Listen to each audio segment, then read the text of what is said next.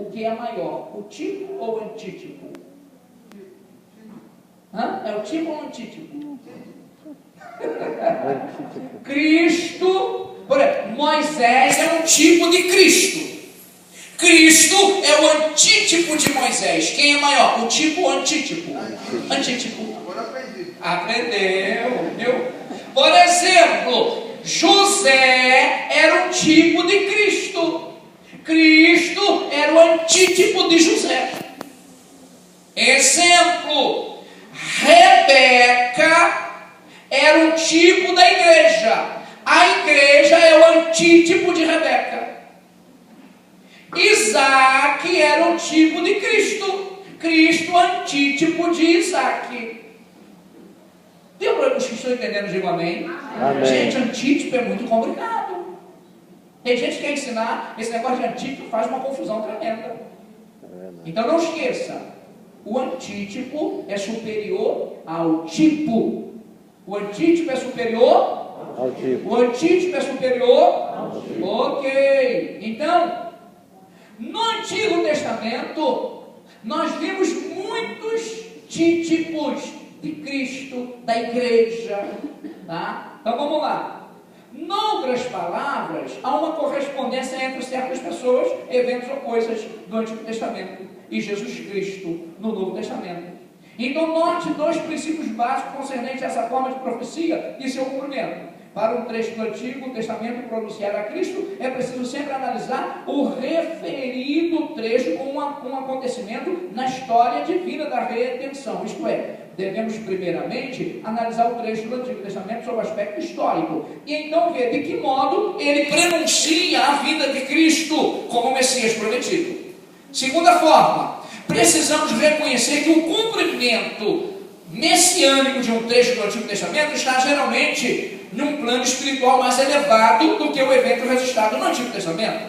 Na realidade, os personagens de determinado acontecimento bíblico, por certo, não perceberam que o estavam vivenciando era um prenúncio profético sobre o Filho de Deus, que um dia viria aqui. Por exemplo, Davi, sem dúvida, não percebeu que ao escrever o Salmo 22, seu sofrimento era uma forma de profecia do sofrimento de Cristo na cruz.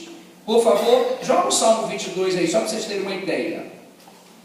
O Salmo 22 é chamado de Salmo messiânico. O Salmo 22 é chamado de que? Salmo messiânico. Porque aquele sofrimento que Davi descreve ali está profetizando o sofrimento de Cristo. Quer ver lá? Deus meu, por que me desamparaste? Por que me alongas das palavras do meu bramido e não me auxilias? Quem falou isso daí? Jesus. Aonde? Na cruz do Calvário. Quando Davi falou isso, Davi estava sofrendo, Davi estava passando por um problema, mas ali Deus usou o sofrimento de Davi para mostrar o sofrimento de Jesus no futuro, e que um dia Jesus iria se sentir desamparado. Glória ao Senhor! E você viu isso acontecendo na vida de Jesus? Então a tipologia bíblica é uma riqueza. Então, Salmo 22, seu sofrimento era uma forma de profecia do sofrimento de Cristo na cruz. Nem os judeus expatriados e chorosos que passavam pelo túmulo de Raquel em Ramá sabiam que um dia seu pranto teria cumprimento profético na morte de todos os meninos de 2 anos para baixo em Belém. Jeremias 31, 15, por favor. Jeremias 31, é só para vocês entenderem um pouco de tipologia. 31, 15. Achou, irmão Fernando? Isso, olha lá. 1, 2, 3, a igreja. Assim diz o Senhor: uma voz se ouviu em Ramá, lamentação, choro, amargo. Raquel chora seus filhos, sem admitir consolação por eles, porque já não existem. Uma profecia. Isso aconteceu lá? Aconteceu. Mas aquele acontecimento era uma profecia para o futuro. Agora, Mateus, capítulo 2, versículo 18. Mateus 2, 18.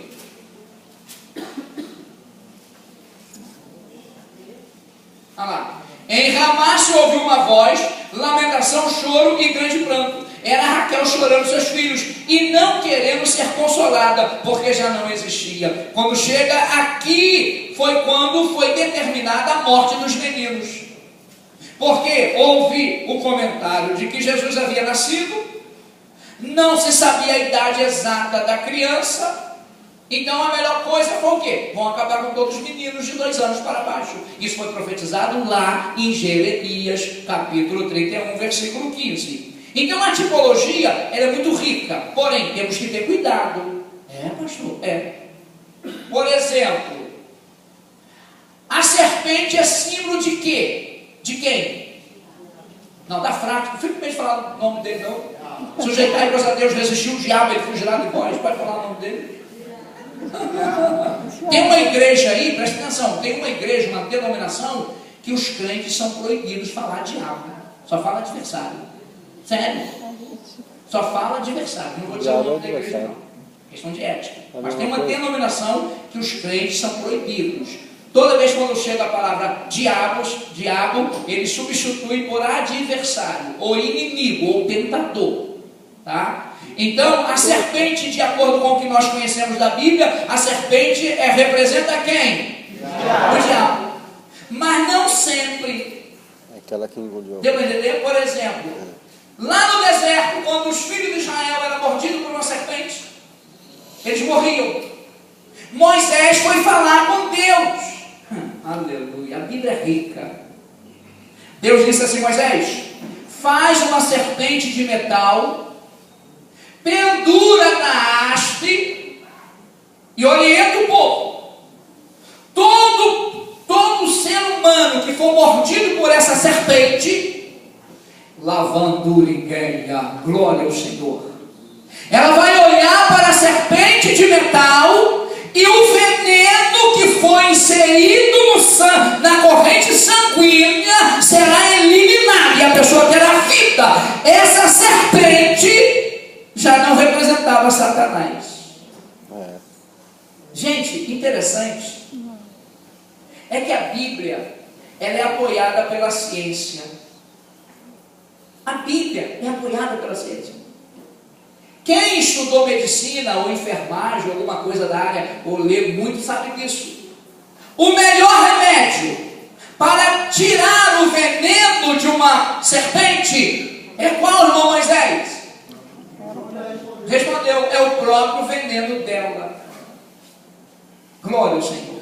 Então nesse episódio aqui, essa serpente representava Jesus, que um dia seria levantado no madeiro, e todos aqueles que olharem para Jesus será curado do pecado, da maldição, e terão uma vida abundante através de Cristo, que verteu sangue na cruz do Calvário. Por isso nós somos vencedores em Cristo Jesus. Aleluia. Pode tentar acabar com você, mas não consegue, porque você está olhando para Jesus, autor e consumador da fé. Pare de olhar para os seus problemas, pare de olhar para as suas dificuldades, olhe para Ele e você vai vencer, porque Ele te dará vitória. Glória ao Senhor. Então nós vimos que temos que ter cuidado com a simbologia bíblica, com a tipologia. Agora a coisa começa a esquentar mais um pouquinho em termos de Bíblia. Categorias de tipos proféticos. Há pelo menos 4 formas pelas quais o Antigo Testamento prenuncia e profetiza a vinda de Cristo. Antes, porém, quero fazer uma pergunta. Quem vai me responder? Irmã Gláucia. Irmã Gláucia, você é molinho, mamão com açúcar, criada na igreja. Quantos livros tem o Antigo Testamento? O Antigo Testamento, irmã. Não é a Bíblia toda, não. Não sobra aí, não. Não pode sobrar, não, irmã Edmilson. Esqueceu, irmã? Ah, assopraram aí, né? Eu senti um vento passando assim, ó. Balançou seu cabelo aí, ó. Antigo Testamento tem 39 livros. 39. O Novo Testamento, irmã Sandra, tem quantos livros? 27. Quanto? 27. 27. O pessoal não quer pensar, não. Irmão Henrique, Nossa, tá escondida.